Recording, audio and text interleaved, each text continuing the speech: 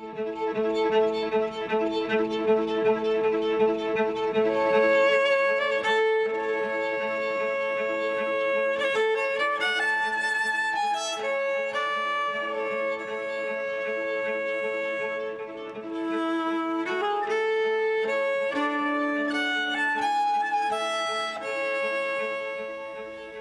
fáilteóibh go dtí Léirbheas leabhar, is mise róisíní Garbhí agus tastíonam sibh chur a léamh. Chuige son tá aana speisialta le maríist agus iad olamh chun plé nabhagalach dhéanamh dún ar á rád de leabhar nó ailsethe Gaeilge. Is sé batha rónal chuibh an chéad leabhar a bheith faoi chapital. Well, tá anna chaint tarnta ag an leabhar sa Hanna Hénig agus suatha déanta ag an bhile ógus scríg Séamus Barra ó Súlaváin. Lum sa studio chun plé a dhéanamh ar bhatha rónal chuibh tá Seán Macatonig údar agus Ciaran Ianachan fille agus agraí an club filiochta rec. Tá míle fáilte róibh. Insigí dom a Seán, cé hé Séamus Barra ó Súlaváin? Fille óg é Séamus Barra ó Súlaváin gur leabhaoinach agus gur lealainach é de bhar gur ó Chialbhantáin a tháinig go bmháthir go Ciarí áit a bastá aithir agus má se chuadar ar fad mar haidlach go Lúndan nuair bhí Séamus óg. Tháinig sé a bhaile ó Lúndan le dul scoil ar Gael scoil an leas a tóthil. Áit a bhuair sé chuid Gaelinge agus a dag gona míad an saithniuh a caint mar eol ar chnúsach filiochta. Nuair chuoiníidir le stóil chuoiníidir ar le héadí John B agus bhí buinte ag John B leis an Language Freedom Movement cé raibh sé bá leis an Gaeilgear lite eile ach fille a tacht don Gaunterson is rud nua é sin is dóch agus ní bhíonn sé caintear na blascéadaí. Ní ha agus cé go muinn sé le Ciarí agus go mbeadh measagéir an daobh son tíide corcaghine agus a le héad. Dar nó ó íomhráthach a tháinig na Súlaváinig sin. Agus tá albumm a bhaineann leis an geantar son Maidin Bhog Áling. Tá sin seanócail héimis le clos ar an albumm son. So tá ceadach muintear íomhráthach mar sin rá go bhfuil ceangla chuile le Séamus Barra chumá le agus tá caiide gine fada ará tá ceangla an marta gine le Séamus tá aithne gine ar Séamus ag chéire ar Séamus. Se tá suatha déntaige mar deirm agus i chéire mar sin héin tá tedal anna Iarmálta ar an gnuasach seo batha rónal chuibh. Cé hé dónal dubh an tedal?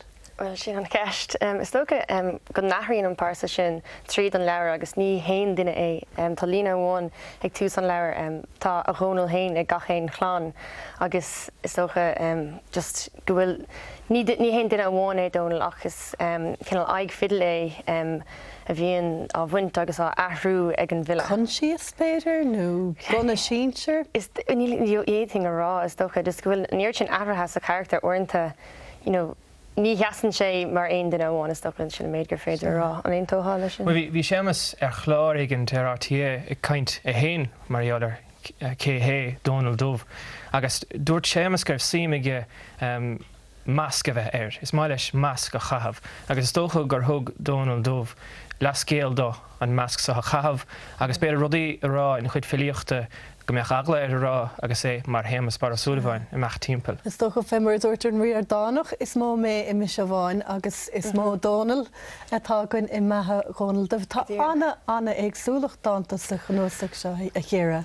Tána chuid díalna agsúla agus le bheith lámachánta níhé sin le raibh mé agsúil nuair formé an chnúsacht mar bhí chuirmach gom ar héimis mar reachtaile amháin, fille a bheith os córan slua ag rádáanta glánamach tanta mór fada ach tá agsúlaach tá scuimse sa leabhar seo agus. Agus aber nuair chéimiid rap ar telefís nó ar MTV nó Péradé bíon rud sort matcho ag buint leis ach tá íogar agus tá lochalachta gceist an sa chomá bhfuil an ceart go maiáin. Tá ar fad agus tá léon chomá ag buint leis an bhar. Tá masaige ar a sena tradiisiún Gaelach mar tá rap lúte goin agus tá comórtas slam poetry buitige Ireland slam poetry buitige rábhíle dói ag rud anna bhór den Gailen a baithí sin. Olbhór agus bhí sé déanana filiochta inghilga an uair sin rud atá ceapan gur béid sin an céadú gur bhfuil duine a dhéanamh an bhfuil aine eile ar nós Séamus Barra ann a gháin?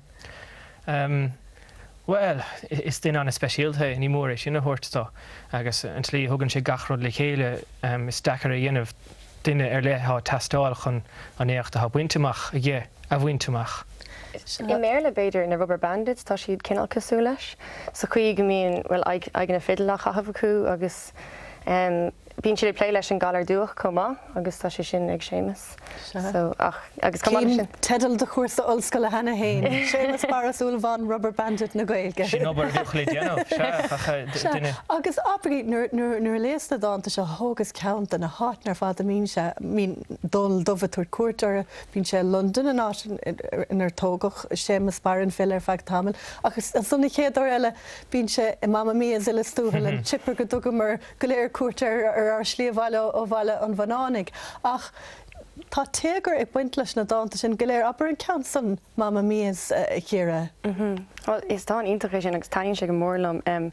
Just tá sé anna chuil cúiseach go meach mín na character ag pléid in na céile agus tá ar an léthir ag cinál déanamh amach catá dul raig céin dónal atá a gceist sa dán agus sa dán sin is dónal eile an céad dán eile. Gan dat. Agus dúrachas sin a caint ar an deachta láthair atá ag sémas bara tá clipa goin inis agus fi seán de hémas bara agus é mna action. Femana via buokolda nana numaka gaba rota begna jova rota khonus da rota dobria rore mega wal hagalo gonna be yambale bala da bala klava bala klava cracking go emotion bala klava kontakt to mo junda khonda da kluda ma idoleta idusha monica motuga fjeda leske lair liga real lesken rani gatulana kvinnudam rani kapuia grandara rani gatulana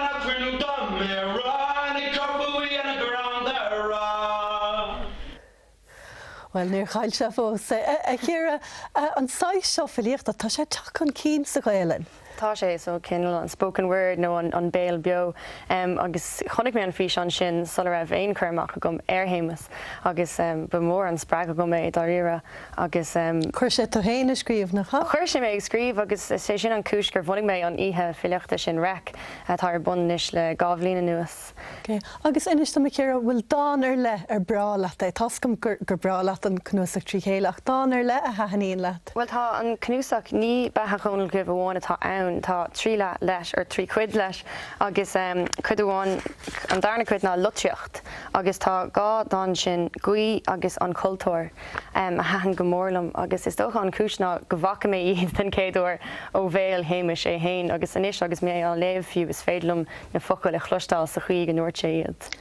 Seán go tapig an é sémas bara chun síos ar linge chun síos na glúnóige? File sé agus sé an gnó a bhíonna an bhile ná bheith feimú mar chun síos pobil agus chun síos a sethe bhain héin. Cén duna beceart dóibh an leabhar seo léamh dar libh? An ta sóg agus éon is a tír seo an éiríonn lotha cumas a bhainteach sa Gaeilin a bheoh litirthe agus ábalta ar an Gaeilin athe ann a léamh beceartó a bheith léamh agus chuireach sé leis an méid sin. Agus i chéire? Déir an rud céine an rud ná go déon sé in leachla rudí a bhainean leis an éasóg agus leis an technolíocht agus na fábanna na linne seo ach úsáidan sé Gaeilge tradiisiúnta leis sin dhéanamh agus tá sé sin go hinnta. WWF an agus Fight Club agus chlóir chonachta a dailsigh an cnúsach sin le sémas bara ó Súlahán agus tá míad anmhaíoch díobh gur míle maithagah a cheáin agus i chéire as bhfuair dúir mé a reintlingen sin. Anis fuair Léirbheas stórí óga an chláir deireadh ard followibh agus is sé an trá leabhar Trixie agus Tony atá faoi capital ag cárda óga Léirbheas leabhar an tros seo agus ar dúriscóir sémas oscán lán mar bhuairartha. Is siad Trixie agus Tony le Patricia McCone a bheith de lámh ag ar Léirbheas stórí óga. Tá muide an teas a siúpa leabhar ar ráid airchuid im lá clia agus bolamuid lenar Léirbheas stórí ón srá tiúbíní.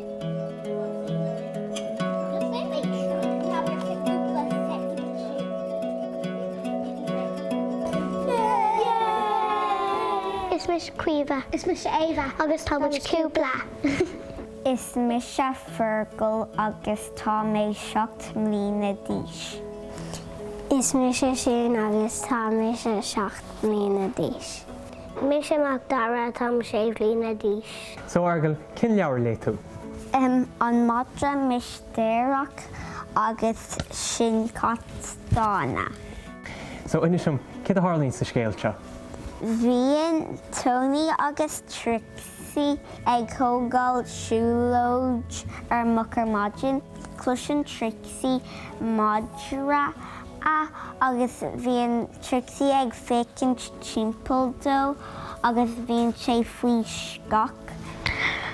Agus an sin téad sé go dtíobh madra agus an sin dúirt Tony an madra bocht. Tuair sé rastin cinnic. Fuair siad amach gur leis an uachtarán é agus den gohann Tony go dtí tacha an uachtarán agus bhíonn siad a cans faoi agus sin an Zara. Agus duine sem cinna leabhar le tú. Léig mé sin go dána. Cé a hálíonn sa scéalte? Bíonn sé gur timpeall agus sa sráidhíonn madra ag gur freisin i ggéirigé thuirt a bháilí agad í seomar na got. Anam an cat Cleopatra, tuais go léamh aha. Agus bhí an ceolcar seo agus bhí Cleopatra an agus dúirt si, "Oh, Sora Éabha." Thahan an pictiúir seo is Searlam an ceann seo sé an ceann Searlam. Tá na trúr beúnig an ceann dómh, an ceann lia agus an ceann aráiste i ggéirigh an bradan is Éabha. Tá ceann bháin ar brusca ceann eile tá siad gachát ar timpeall ní féidir éilú. Bhí Trixie tí féidir an fála ag fécinn tarthú. Cé léoch an leabhar seo meastú?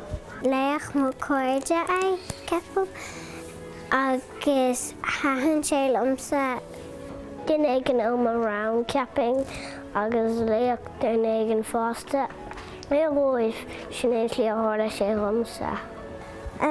Ceapam an daoine timpeall 5 nó 6 lei siad an ceann seo ach bheith an mamí nó daddy ag go lei é dúid mar bheith siad róg.